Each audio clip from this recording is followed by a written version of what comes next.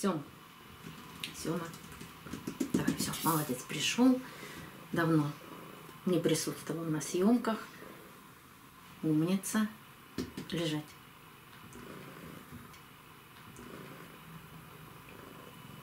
Лежать, Сёма. Молодец. Все. Музыка на месте. Добрый день, друзья. Посмотрите, пожалуйста, 4 фотографии одной орхидеи.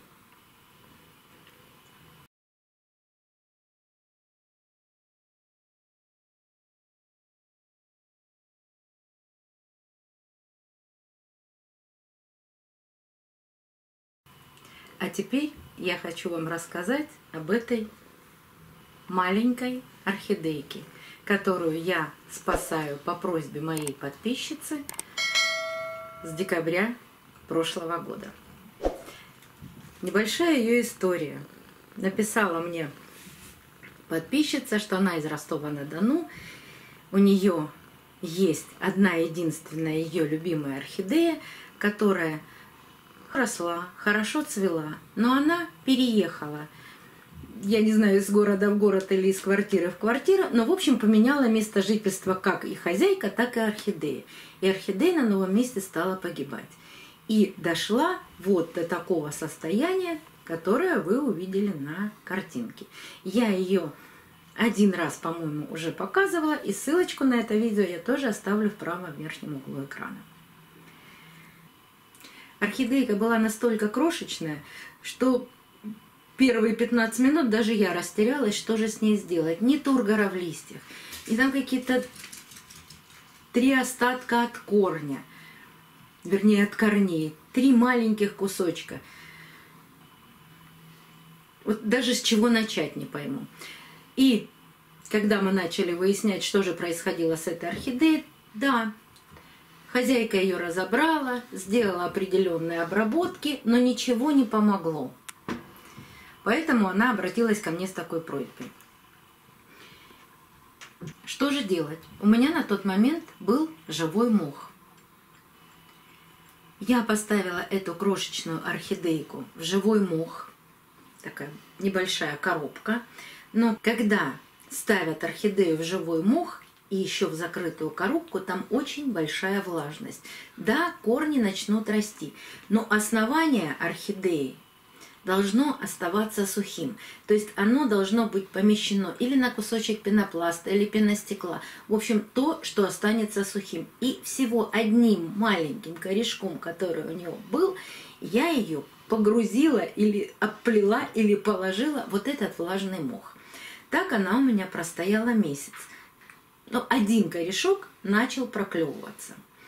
Потом я понимаю, что мне ее открывать и закрывать, каждый день проветривать, ну, очень сложно. Ну, то есть это называется уже танцы с бубнами, когда каждый день нужно уделять время такой орхидее. И тут мне на помощь пришла циофлора. С некоторых пор мне нравится этот посадочный материал. Нравится его использовать именно для маленьких орхидей, для мини-орхидей, для орхидей в очень маленьких горшочках.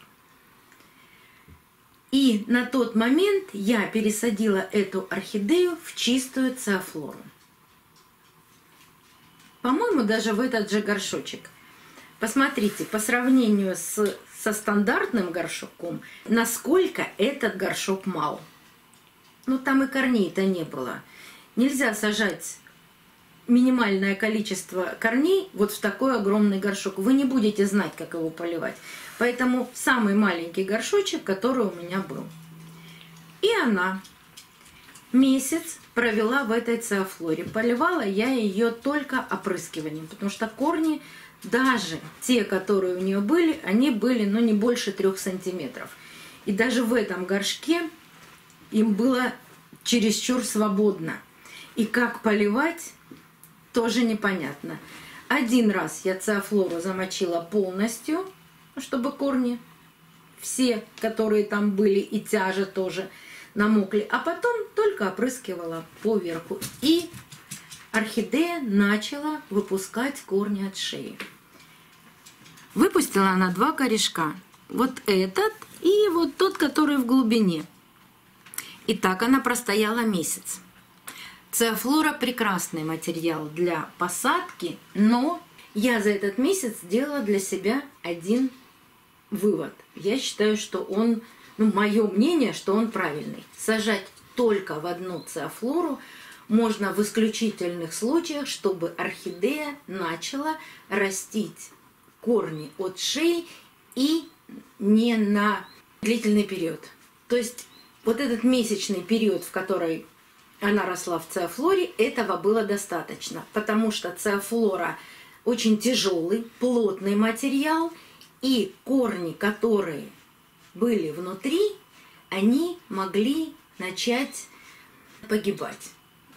Поэтому я сделала более воздухопроникаемый грунт, то есть выбрала самый мелкий керамзит, который у меня есть, и сделала посадку 2 части керамзита и всего 1 часть цеофлоры. И даже те корешки, которые были нарощены в цеофлоре,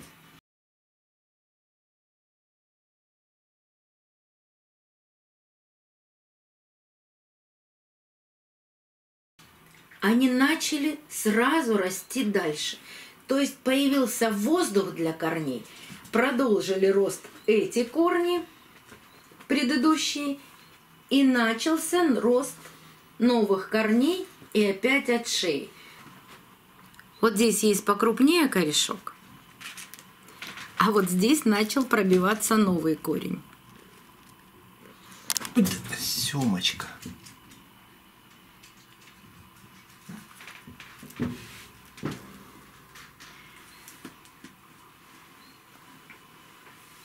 Вот так, в такой посадке эта орхидея находится чуть больше месяца. И недавно, рассматривая этот горшок, маленький и крохотный, увидела, что какой-то из корней пророс до дна горшка. Я даже не предполагаю, какой это корень. Может быть, это тот старый-старый корешок, с которым мне ее и принесли.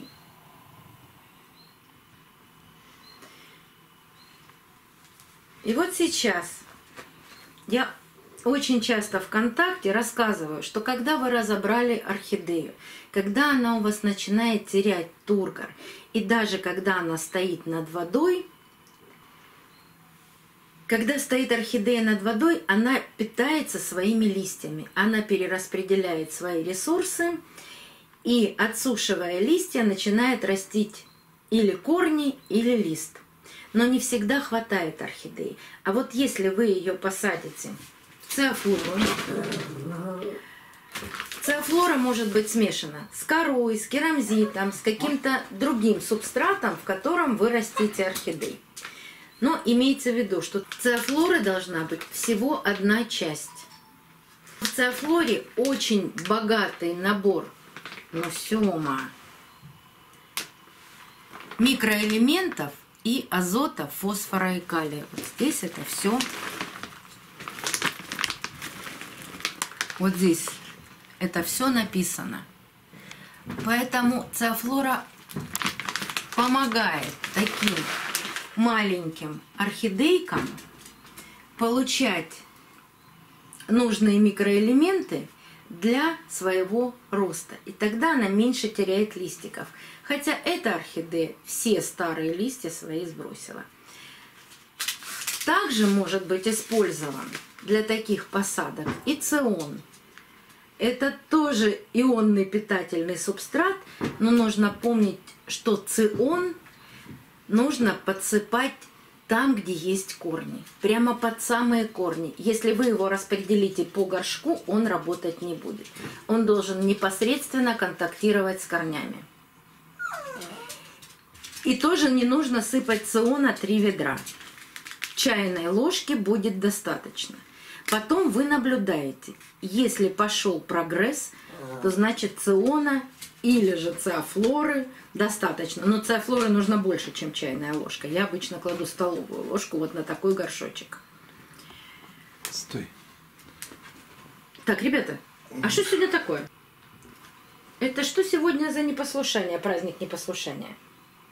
Почему вы оба мешаете? Отправляйтесь в другую комнату и делитесь там игрушками. Ричуль. Ричуля. Давайте, уходите. Так что можно реанимировать орхидеи. Вот в прошлом видео я рассказывала, что не нужно разбирать, но если вы уже ее разобрали, и если у вас остался там хотя бы один корень, можно сделать и такую посадку. Такие орхидеи растут очень долго. Очень долго. Я не стимулирую таких малышей никакими гормонами. Иначе вы потом из-за такой стимуляции можете и потерять орхидею. Такие малыши не все выдерживают гормональные препараты. У меня есть видео о гормональных препаратах. Я оставлю ссылочку или на плейлист, или на видео, где я рассказываю о гормональных препаратах.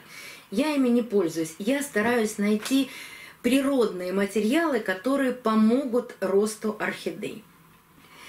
Если вы видите вот такие крапинки на листьях, они не распространяются. Но когда орхидея росла в мху, у нее начали появляться вот такие высушенные точечки. И поэтому тоже я ее убрала из мха. Будем дальше наблюдать за этой орхидеей. Мне очень нравится, что у нее корни начали прорастать и стали видны в горшке в самом низу.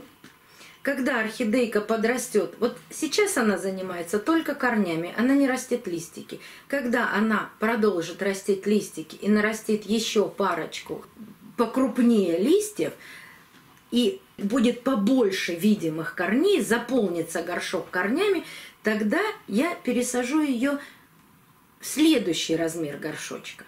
И так буду пересаживать, пока орхидея не достигнет взрослого состояния. Я обещала эту орхидею вернуть хозяйке в здоровом состоянии. Поэтому мы с вами очень долго будем за ней наблюдать. Но вот пока вот такие приятные перемены у этой орхидеи. До новых встреч, друзья! Увидимся на канале.